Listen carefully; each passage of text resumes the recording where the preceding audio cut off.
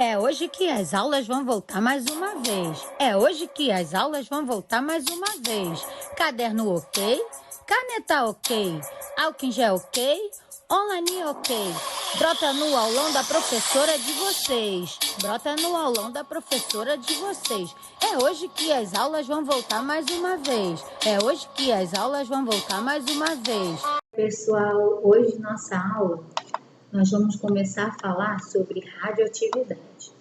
Fica ligadinho aí que cada dia eu vou tentar botar um videozinho para vocês para acompanhar nossas aulas além aqui dos slides. Gostaram da intro? Fiz especialmente para vocês e pensando em vocês. Vamos lá.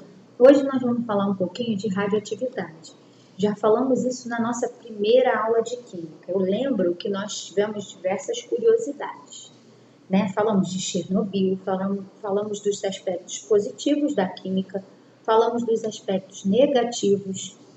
A química, como qualquer outra coisa, ela pode ser manipulada e utilizada da melhor e da pior maneira. Hoje, dentro dessa nossa crise atual, a radioatividade às vezes vem para nos auxiliar. Por exemplo, que eu vou concluir nessa aula, é falar da esterilização. Hoje eu vi uma reportagem na televisão falando da possibilidade de esterilizar máscaras com radiação. Porém, como é algo novo, é um vírus novo, ele sofre mutação, ou seja, mudança do material genético, transformação, as pessoas estão inseguras para utilizar. Mas a radioatividade ela também veio para destruir, como eu mostrei para vocês no acidente de Chernobyl, e também na bomba de Hiroshima e Nagasaki. Quando nós falamos lá da Segunda Guerra Mundial, incluí para vocês alguns vídeos nas aulas, para a gente conseguir contextualizar um pouquinho por que estudar química. Então, nossa quarta unidade do livro, para concluir nossa apostila do primeiro bimestre, ela fala sobre isso. Vamos aí acompanhando nos slides, pelo que eu tenho visto nos exercícios, vocês têm feito muito bem, feito com agilidade e de maneira correta. Eu coloquei as páginas para quem desejar ir acompanhando, eu não coloquei aqui toda a parte de conceito, optei por colocar pequenos trechos para ajudar vocês a conseguirem a seguir esse material. A radioatividade, lá quase no século XIX, Anthony Henry Becquerel, eu acho que pronuncia assim, ele guardou um pouquinho de urânio em uma gaveta junto com umas plaquinhas fotográficas. E depois de um tempo, ele notou que essas plaquinhas escureceram. Isso foi um dos primeiros indícios da descoberta da radioatividade. Ele foi o primeiro pesquisador que ficou intrigado com isso. Por que isso aconteceu? Por que apenas um urânio, um elemento comum no solo, inclusive lembrando a vocês, o urânio, quando ele é encontrado no solo, ele não tem radioatividade, ele só vai ter esse perigo a partir do momento que ele é industrializado. Ele passa por um processo, não é industrialização, ele passa por um processo e faz com que ele tenha essa capacidade radioativa. Então, na natureza, ele não emite essa radiação.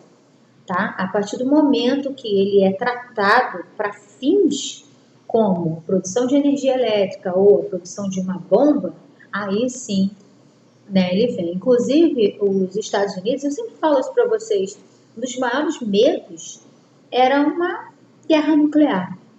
E olha só, olha onde nós estamos. Ninguém imaginava que a nossa maior guerra seria um vírus e que esse vírus não foi implantado por ninguém, O vírus nem é um ser vivo e estamos aqui. Então, é além do nosso desejo, O nosso maior medo hoje é um vírus e não somente a radioatividade e os efeitos que isso pode causar, Então, esse pesquisador veio e eu lembro de um vídeo que eu deixei assim no final para vocês, eu falei, gente, lembra de Marie Curie? Ou seja, quem é essa mulher? Na época, eu sempre falo isso para vocês, que eu gosto de colocar também a mulher como cientista e como pesquisadora. Lá na página 326 vocês verão.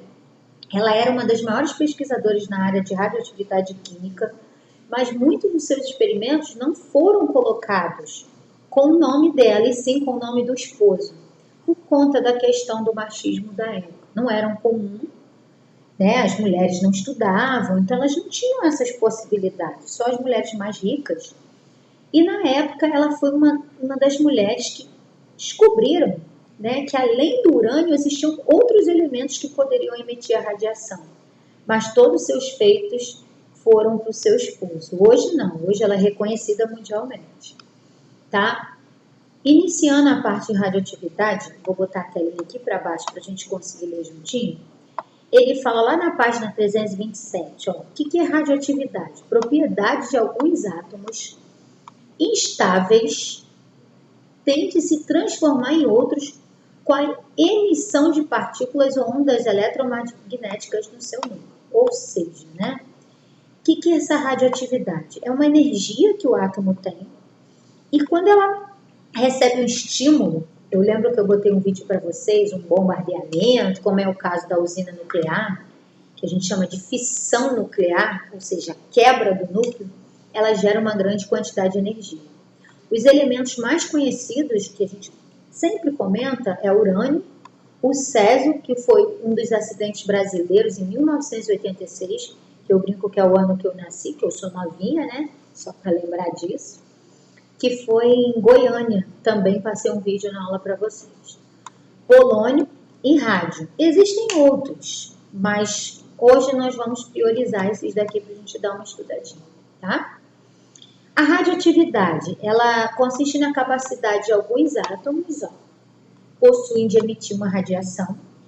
Vocês há de convir comigo que cada radiação ela vai ter um efeito maior ou menor com relação a atingir um determinado obstáculo. Por exemplo, como vocês podem ver na imagem, eu botei na sequência, ó, alfa, beta e gama. Eu não botei o símbolo, mas são os mesmos que nós utilizamos normalmente em matemática, né? O alfa, ele teria uma capacidade reduzida. O beta, ele seria aquela radiação intermediária. Agora, a radiação gama, ela consegue atravessar o corpo humano e o aço. Então, se eu pedisse a vocês para classificar para mim quem emite uma radiação mais intensa e mais perigosa para alguns contextos, com certeza seria a radiação gama. Depois, nós vamos ver em alguns momentos aí qual a finalidade dessa radiação, para que ela é utilizada. Aí vocês vão entendendo melhor. Uma dessas funcionalidades, né, é a datação radioativa. O que é a datação radioativa? É a capacidade que a gente tem de datar um determinado objeto, um fóssil, que vive lá há milhões de anos lá no solo, um geólogo, um arqueólogo, ele encontra e ele quer datar. Não, quanto tempo, por exemplo, esse osso, essa estrutura desse peixe está ali imerso ali na terra, né? Então, a pergunta que eu faço aqui, você sabia que podemos utilizar o decaimento, é a queda, tá, gente? De um isótopo radioativo para datar fósseis? Não, né? Mas é utilizado sim na prática científica. Vou ler esse texto aqui para vocês. O carbono 14, por exemplo, é utilizado na fotossíntese e penetra na cadeia alimentar. Ou seja, ele é utilizado pelas plantas e quando nós comemos a planta, eu, ser humano, vocês, nós estamos recolocando no nosso corpo o carbono 14. Porém, uma vez que você morre, após a morte de qualquer ser vivo, ele para de consumir carbono 14 direto e indiretamente, ou através da fotossíntese, ou através de você consumir uma planta. A partir do momento que você morre para esse consumo ele pode ser calculado após a morte. Quanto menos carbono 14 você encontrar em um fóssil, que é um esqueleto, um objeto, algo que foi encontrado no subsolo de milhões de anos atrás, você consegue datá-lo. Ou seja, significa dizer que quanto menor a quantidade de carbono 14, mais antigo é esse fóssil. Por isso, nós chamamos de decaimento de carbono 14. Aqui nessa imagem do peixe, eu vou colocar aqui, ó, o peixe vivo. Estão vendo o peixe vivo? Deixa eu ver se eu mudo a canetinha aqui. Peraí. O laser aqui. Esse peixe está vivo. Então, o carbono 14 dele, ele se alimenta, ele come algas, microcrustáceos, lá. Então, ele vai ter carbono 14 ou da alimentação através de vegetais, né? Então, por enquanto, ó, tá tudo pretinho aqui.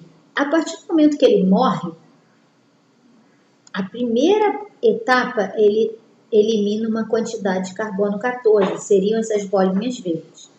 Mais um tempo de vida dele, que depois eu vou falar qual foi o período, mais de 5.000 anos, ele tem mais bolinhas verdes, ou seja, eu tenho menos ainda carbono 14. Eu teria que calcular a quantidade de bolinhas pretas. Reparem que aqui todas são pretas, aqui algumas são pretas e aqui, se eu não me engano, apenas 3 bolinhas pretas. Significa que o carbono, após a morte desse peixe, ele decaiu, ela diminuiu de acordo com o passar de, no caso do carbono 14, 5.000 anos. É o que eu vou botar aqui nesse próximo slide de vocês.